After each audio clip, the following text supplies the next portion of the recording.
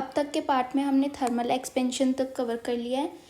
First हमने जो किया था वो लीनियर एक्सपेंशन, उसके बाद areal expansion and then volume expansion. ये सारी हमने इक्वेशन इसकी डिराइव की थी।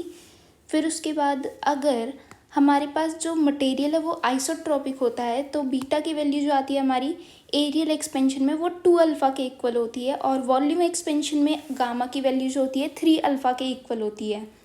बट इफ़ अल्फ़ा की वैल्यूज़ डिफरेंट हो तो बीटा की वैल्यू हम लिख सकते हैं α1 प्लस α2 एंड गामा के लिए α1 प्लस α2 प्लस α3।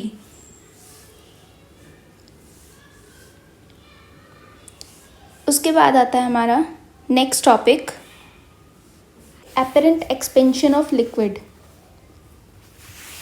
सपोज कि हमारे पास एक कंटेनर है जिसका कि कोफिशिएंट ऑफ वॉल्यूम एक्सपेंशन हैगा गामा सी, और जो उसके अंदर लिक्विड है उसका कोफिशिएंट ऑफ वॉल्यूम एक्सपेंशन है गामा एल। जब हम इस कंटेनर को हीट करते हैं तो 3 केसेस फॉर्म हो सकते हैं, या तो गामा सी की वैल्यू गामा एल के इक्वल हो, या फिर गामा एल जो ग्रेटर हो गामा सी से, या फिर गामा सी की वैल्यू ज़्यादा हो गामा एल से। फर्स्ट केस में अगर हम देखें, जब दोनों की वैल्यू सेम होगी तो वाटर लेवल में कोई चेंज नहीं आएगा।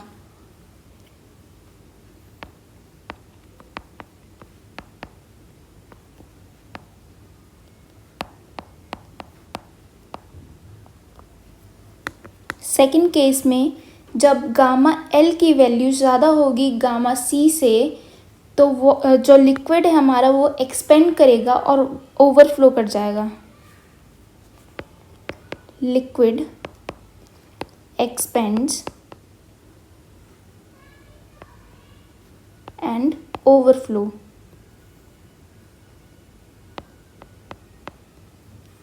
फिर थर्ड केस आता है हमारा जिसमें गामा सी की वैल्यू ज़्यादा है गामा एल से, तो इस केस में हमारा वाटर लेवल जो है वो डिक्रीज करेगा।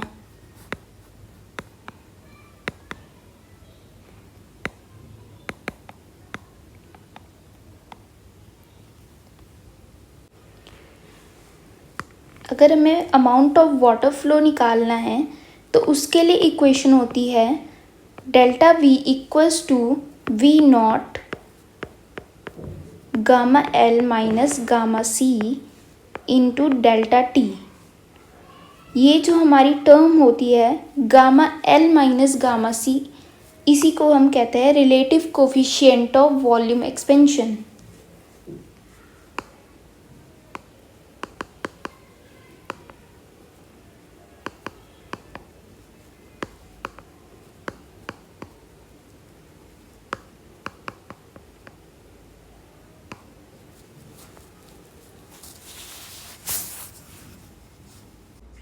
उसके बाद हमारा टॉपिक आता है anomalous behaviour of water.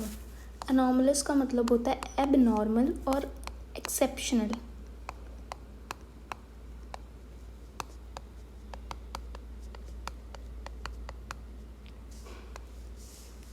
Thermal expansion में हमने देखा था कि जब भी हम किसी बॉडी को टेम्परेचर इंक्रीज करते हैं तो वो एक्सपेंड करती है,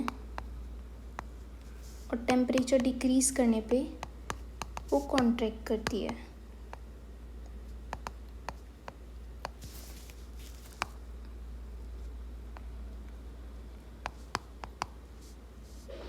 but in case of water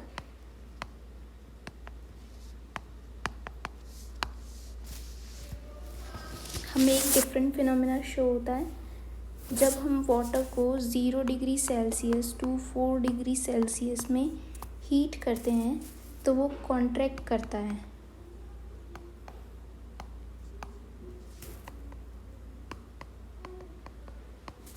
और जो वॉल्यूम होता है,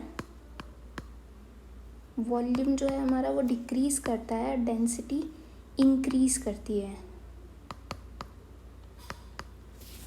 और अगर हम बियॉन्ड 4 डिग्री सेल्सियस देखें, उसके बाद टेम्परेचर इंक्रीज करने पे वाटर एक्सपेंड करने लगता है, वॉल्यूम जो होता है वो इंक्रीज करता है, और डेंसिटी डिक्रीज करती है। इसको हम ग्राफ के थ्रू भी देख सकते हैं। अब ग्राफ के थ्रू हम देख सकते हैं जैसे जैसे हम टेम्परेचर इंक्रीज़ करते हैं 0 degree to 4 degree Celsius, volume हमारा डिक्रीज़ करता है। बट बियॉन्ड अगर हम देखें 4 डिग्री सेल्सियस के बाद, तो जैसे टेम्परेचर इंक्रीज़ करने पे वॉल्यूम जो है हमारा इंक्रीज़ कर रहा है, बट जो डेंसिटी है वो डिक्रीज़ करती है। मैक्सिमम डेंसिटी हमें देखने को मिलती है 4 डिग्री सेल्सियस पे।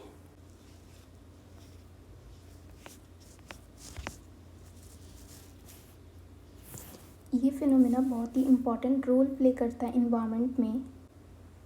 कोल्डर रीजन्स में जो हमारी लेक पॉन्ड्स होती हैं उसमें सरफेस पर हमें आइस तो दिखती है, बट इनसाइड अगर हम देखें तो वो वाटर अभी भी लिक्विड होता है।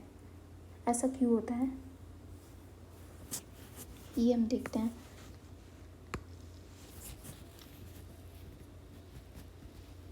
जो वाटर का सरफेस होता है, सपोज़ कि अभी इसका टेम्परेचर 5 डिग्री सेल्सियस पे है। इस पूरे लेक का जो टेम्परेचर है वो 6 डिग्री सेल्सियस है। टेम्परेचर अभी कम है, तो टेम्परेचर अगर हमारा कम होता है 6 डिग्री से कम है 5 डिग्री सेल्सियस, तो हमारा जो डेंसिटी होता है वो ज़्यादा होती है और वॉल्यूम कम होता है। डेंसिटी ज़्यादा होने की वजह से 5 डिग्री सेल्सियस वाली लेयर नीचे आ जाती है, सिंक कर जाती है, और 6 डिग्री सेल्सियस वाली लेयर फिर से ऊपर आ जाती है। फिर हमारा टेम्परेचर डिक्रीज़ करता है। सपोज़ कि अब हमारा टेम्परेचर हो गया 4 डिग्री सेल्सियस। 4 डिग्री सेल्सियस पे वाटर जो होता है मैक्सिमम डेंसिटी शो करता है।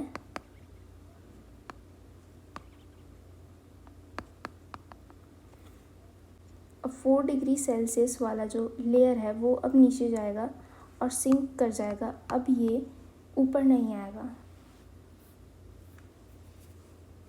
अब ऊपर जो लेयर आएगी हमारी,